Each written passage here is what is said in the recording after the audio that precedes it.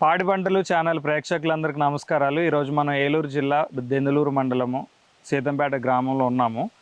మనతో పాటుగా గత 20 సంవత్సరాలుగా పామాయిల్ సాగు చేస్తున్నటువంటి రైతు ఉన్నారు. వారితో మాట్లాడి ఈ పామాయిల్ ఏ విధంగా సాగు చేసుకోవాలి, దీంట్లో మెలకువలు ఏంటనేది కూడా అన్ని విషయాలు వారితో మాట్లాడి పూర్తి సమాచారాన్ని తెలుసుకుందాం. నమస్తే అండి. నమస్తే అండి. మీ పేరు? నా పేరు దాసరి ఖగేంద్ర సాయిబాబు అండి. ఎప్పటి నుంచి వ్యవసాయం చేస్తున్నారు? 20 సంవత్సరాలుగా చేస్తున్నామండి.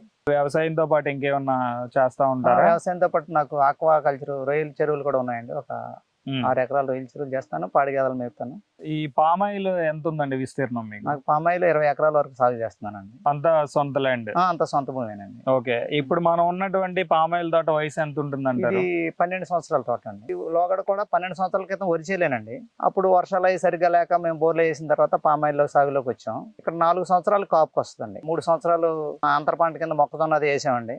తర్వాత 1 సంవత్సరం ఖాళీగా పెట్టి గెల నరుకు వచ్చి అక్కడ నుంచి 7వ సంవత్సరం కాడి నుంచి పూర్తిగా ఆదాయంలోకి వచ్చిందండి. ఈ పామాయిల్ మొక్కలు మొక్కకి మధ్య దూరం ఎంత ఉంటుందండి? 9 మీటర్లు అండి.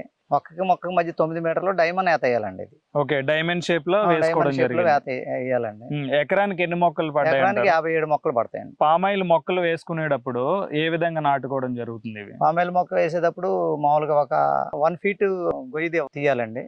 తీసి దాంట్లో కొంచెం పశువుల ఎరువు అది వేసి ఆ మొక్క పూర్తిగా నేల లెవెల్కి కప్పడేలాగా సమానంగా ఉండేలాగా, అటు ఎక్కువ లోతు ఉండకూడదు, పైకి ఉండకూడదండి. సమానంగా నేల లెవెల్కి ఆ కుదురు వచ్చేలాగా వేసుకుంటే బాగుంటదండి. వాటితో పాటు ఎరువులు ఏమన్నా వేసుకోవాలంటారా? అప్పుడు వెంటనే ఎరువులు ఏం పని చేయవండి.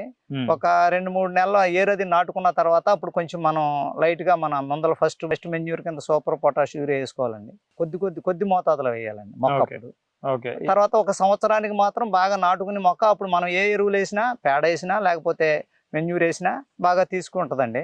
ముందర మెయిన్ ముఖ్యం ఏంటంటే ఈ పామాయిల్ మొక్క పెంచడానికి బలాల కన్నా ముందర ముఖ్యం తడి అండి. అసలు ఎట్టి పరిస్థితుల్లోనూ మొక్కే కదా అశ్రద్ధ చేయకూడదండి. వేసవికాలం కనీసం వారానికి ఒక తడి మొక్క వేసినప్పుడు జనవరి కాడ నుంచి జూన్ నెల వచ్చే వరకు ఏదైనా అంతర పంట ఉంటే తడి సరిపోద్దండి. ఒకవేళ అంతర పంట లేకపోతే తప్పనిసరిగా 10 రోజులకు ఒక తడిస్తే అది తర్వాత దాని ఫ్యూచర్ లో దాని ప్రభావం కనపడుతుందండి. పామాయిల్ పూత పిందె తయారైన తర్వాత హార్వెస్టింగ్ స్టేజ్ కి ఎంతకాలం సమయం ఉంటుంది అంటారు? అది గెల ఏర్పడిన తర్వాత గెల సైజు అలా వచ్చిన తర్వాత అది తయారవడానికి ఇంకో నెల పడుతుంది. 5 నెలల గెల కటింగ్ వస్తుందండి. ఆ విధంగా ఎవ్రీ 15 days కి ఒకసారి మేము అంటే అన్ని చెట్లు ఒకేసారి రావండి, దఫాలుగా వస్తాయి కనుక ప్రతి 15 రోజులకు ఒకసారి మేము కటింగ్ చేసుకుంటాం. 4 సంవత్సరాలకి కొంచెం ఆదాయంలోకి వస్తుందండి. పూర్తి ఆదాయం రావాలంటే 5 సంవత్సరాలు పడుతుందండి. ఈ 5 ఏళ్ళ డ్యూరేషన్ ఏదైతే ఉందో దీనికి ఏమేమి ఎరువులు ఇవ్వాలంటారు? దీనికి సూపర్ యూరియా పొటాష్ 3 కలిపి మిక్స్ చేసి మొక్క అప్పుడు ఎకరానికి 1 kg వచ్చేలాగా వేసుకుంటే 3 కలిపి 1 kg, 1/2 kg ఏమో super, 1/2 kg urea, 1/2 kg potash మొక్క మొదటి సంవత్సరం అండి. అట్లా 2వ సంవత్సరం కాడి నుంచి పెంచుకోవాలండి. ఓకే, అట్లాగే సంవత్సరానికి 3 దఫాలుగా వేస్తే మొక్క బాగా తీసుకుని బాగా ఏపుగా పెరుగుద్దండి. ఎకరానికి దిగుబడి ఎంత వస్తుంది అంటారండి? 10 సంవత్సరాల వయసు అండి ఇది. ఓకే, 5 సంవత్సరాల కాడి నుంచి మొదలెట్టి నాకు 5-6 సంవత్సరాలుగా వస్తుందండి. ఇప్పుడు ఈ సంవత్సరం ప్రజెంట్ అయితే ఇప్పుడు ఎకరానికి 10 టన్నులు వస్తుందండి. 14 టన్నులు అయిందండి. అప్పుడు సీజన్ అయిపోయింది. ఇప్పుడు పలచగా వస్తాయి.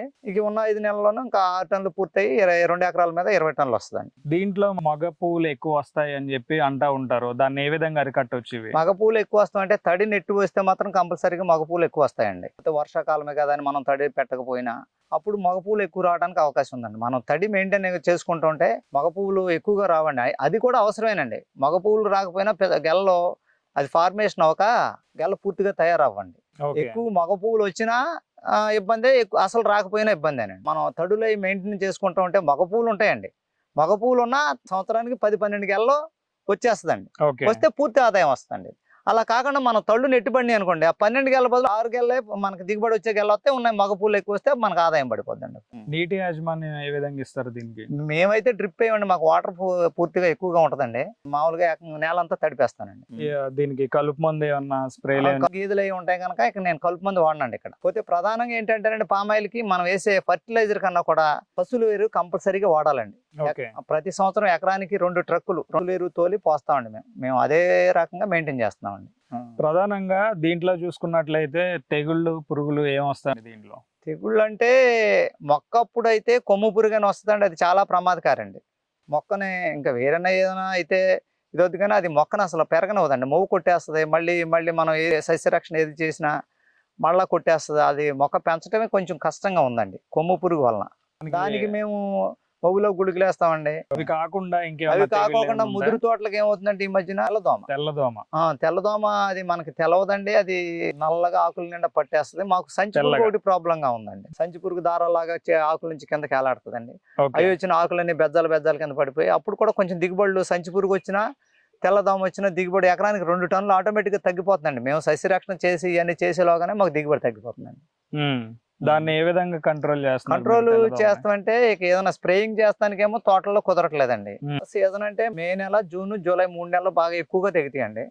మిగిలిన రోజుల్లో మొత్తం సంవత్సరం బారు పనేనండి. ఓకే పామాయిల్ హార్వెస్టింగ్ అనేది సంవత్సరం బారు పనేనండి. కాకపోతే ఏంటంటే దీంట్లో ఉన్నది ఒకవేళ ఈ వారం మనం నరకలేకపోయినా, మన కటింగ్ కూడా రాకలేకపోయినా వచ్చే వారం నరుకోవచ్చు. ఏ వరిచేలు లాగానో మొక్కజొన్న లాగానో అప్పటికప్పుడు ఈ హార్వెస్టింగ్ చేయకపోతే పోద్ది అనేది ఇది ఉండదండి. ఓకే హార్వెస్టింగ్ ఏ విధంగా చేస్తారండి ఇవి? హార్వెస్టింగ్ గెడకోతండి. చెట్టు సైజుని బట్టి గెడలు ఉంటాయండి. హార్వెస్టింగ్ చేసిన తర్వాత మార్కెటింగ్ ఏ విధంగా చేస్తారండి? 3 years మొక్క సబ్సిడీ మీద ఇస్తారండి. మాకు అప్పుడు అగ్రిమెంట్ అయిపోయి ఉంటది కనుక మేము ఆ కంపెనీకే తోలుతాం. ఈ ఫ్రైడే తోలేం అనుకోండి, నెక్స్ట్ ఫ్రైడే మనకి అకౌంట్ లోకి డబ్బులు పడిపోతాయి. ఓకే అలాగే ఎకరానికి గానీ ఎంత ఈల్డ్ వస్తుంది అంటారు? మాకు ఎకరానికి 10 టన్నులు వస్తుందండి. 10 టన్నుల వరకు వస్తుంది సంవత్సరానికి. ఇది వరకు రేట్లు కొంచెం తక్కువ ఉన్నప్పుడు కొంచెం అటు ఇటుగా ఉండేది కానీ ఇప్పుడు ఈ సంవత్సరం రేట్లు అవి బాగున్నాయండి. ఆదాయం కూడా బాగున్నట్టేనండి. మిగిలిన ఏ పంటకి లేనంత ఆదాయం పామాయిల్ మీద వస్తుందండి ఇప్పుడు రైతు. సో పామాయిల్ పంట కొత్తగా వేసే రైతులు వేసుకోవచ్చు అంటారు? వేసుకోవచ్చండి. అసలు అంటే చాలా మంది వేస్తున్నారు. ఉన్న వాళ్ళు కూడా అసలు నిరభ్యంతరంగా పామాయిల్ సాగు చేసుకోవచ్చండి. ఆర్థికంగా కానీ ఒక స్థాయిలో నిలబెట్టింది పామాయిలేనండి.